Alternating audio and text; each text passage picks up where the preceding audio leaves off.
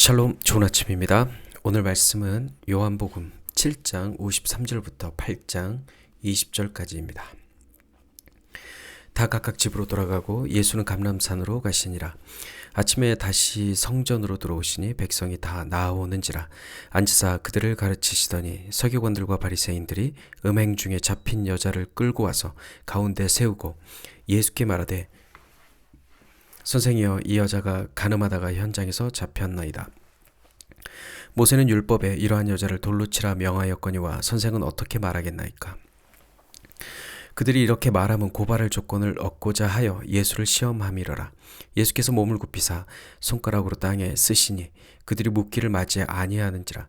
이에 일어나 이르시되 너희 중에 죄 없는 자가 먼저 돌로 치라 하시고 다시 몸을 굽혀 손가락으로 땅에 쓰시니 그들이 이 말씀을 듣고 양심의 가책을 느껴 어른으로 시작하여 젊은이까지 하나씩 나가고 오직 예수와 그 가운데 섰는 여자만 남았더라. 예수께서 일어나사 여자 외에 아무도 없는 것을 보시고 이르시되 여자여, 너를 고발하던 그들이 어디 있느냐? 너를 정죄한 자가 없느냐?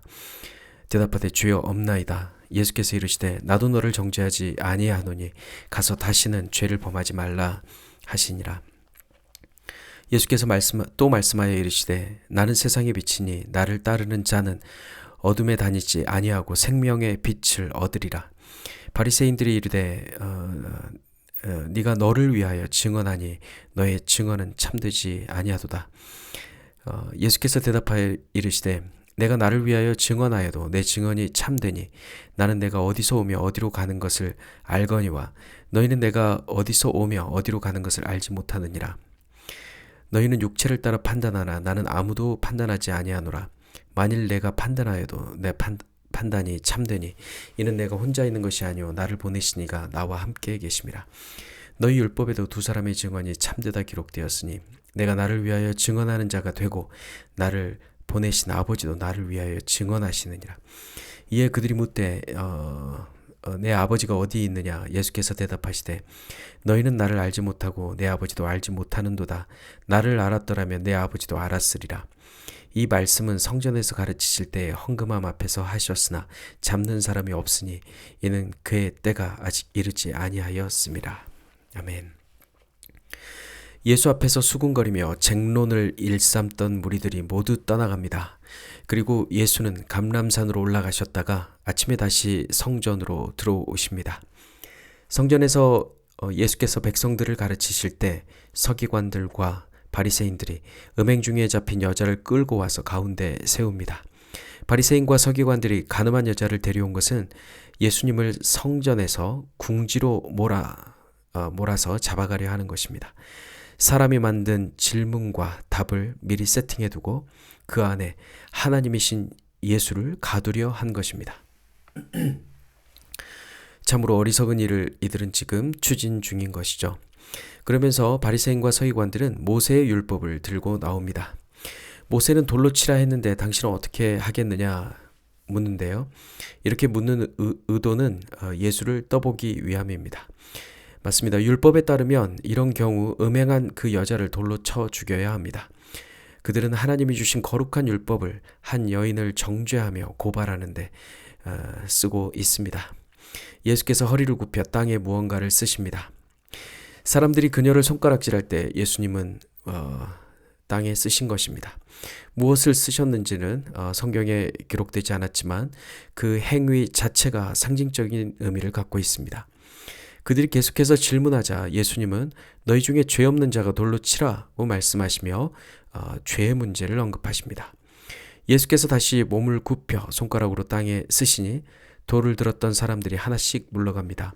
살기 등등하고 여인을 돌로 쳐 죽이려 했던 사람들은 모두 떠나가고 그곳에 드디어 샬롬이 이루어집니다. 하나님께서 이렇게 손가락으로 2번 쓰신 것은 이미 시내산에서 모세에게 하신 일입니다. 하나님께서는 모세에게 시내산으로 올라오라 하셨고 이곳에서 돌판 위에 첫 번째 약속을 손가락으로 써 주십니다. 그런데 모세가 시내산 위에 올라간 사이에 이스라엘 백성들은 금송아지를 만들어 놓고 그것을 보고 먹고 마시고 뛰어놀며 금송아지에게 절을 하며 숭배했습니다. 화가 난 모세는 손에 들고 있는 돌판 2개를 산 아래로 내던져 깨트려 버립니다. 하나님께서 손가락으로 쓰신 첫 번째 돌판이 깨진 것입니다. 하나님께서 모세를 다시 부르십니다. 그리고 처음 것과 같은 내용을 다시 기록해 주십니다. 모세의 이 이야기를 종합해 보면 이렇습니다. 돌판에 쓰기, 죄, 다시 돌판에 쓰기. 첫 번째 돌판이 죄로 인해 깨지고 두 번째 돌판이 기록된 것입니다. 하나님이 시내산에서 돌판에 새기신 것처럼 오늘 예수님도 땅에 쓰시고 죄를 말씀하시고 다시 땅에 쓰십니다. 여기서 쓰다는 헬라어로 카타그라포인데요. 돌에 깊이 새기다 라는 기본 뜻을 가지고 있습니다. 이 단어의 기본 의미를 적용해서 오늘 본문을 다시 읽어보면 예수께서 손가락으로 땅에 쓰셨는데 돌에 깊이 새기듯이 쓰셨다라는 것입니다. 즉 시내산에서와 동일하게 돌판에 쓰기, 그 다음에 죄, 다시 돌판에 쓰기 공식이 동일하게 적용되는 것이죠. 시내산에서 예표하시고 이제 땅에 직접 오셔서 하나님이신 예수께서 이 일을 다시 행하신 것입니다.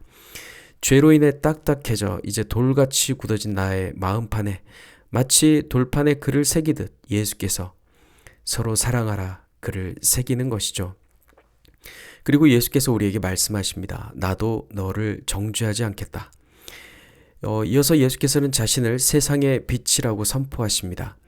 이 빛은 세상에서 나오는 빛이 아니고 생명을 주는 빛입니다. 이 빛은 우리가 어둠에 다니지 않도록 비추시며 진리와 생명의 길로 우리를 인도하여 주십니다. 이 생명은 창세전 아버지가 아들에게 주어서 그 속에 있게 한 생명입니다. 빛이신 예수께서 우리에게 오신 것은 이 생명을 주기 위해 오신 것입니다. 사랑하는 성도 여러분, 아버지가 아들에게 생명을 주어 이 땅에 보내셨고 우리는 그 아들을 믿음으로 그 생명을 얻었습니다. 하지만 그 생명은 아들의 핏값으로 세워진 것을 우리는 기억해야 할 것입니다. 우리는 주님의 영광에 이를 수 없는 죄인이었지만 주님은 우리를 다시 찾아오셔서 우리의 죄를 대신 지시고 죽으시고 부활하셔서 주님과 연합된 우리에게 새 생명을 주신 것입니다. 아버지가 아들에게 주신 생명을 우리도 얻게 된 것이죠. 율법이 너는 죄인이야 라고 하며 우리를 고발할 때 우리 죄를 대신 지신 예수께서는 나도 너를 정죄하지 않겠다 라고 말씀하십니다. 우리 그리스도인은 어느 누구로부터도 정죄받지 않는 사람으로 다시 태어난 것입니다. 오늘 하루 가서 다시는 죄를 범하지 말라 하신 주님의 말씀을 기억하며 죄에게 우리 자신을 내주지 말고 빛 대신 주님의 품 안에 거하시는 참으로 복된 하루 되시길 주님의 이름으로 축복합니다. 샬롬.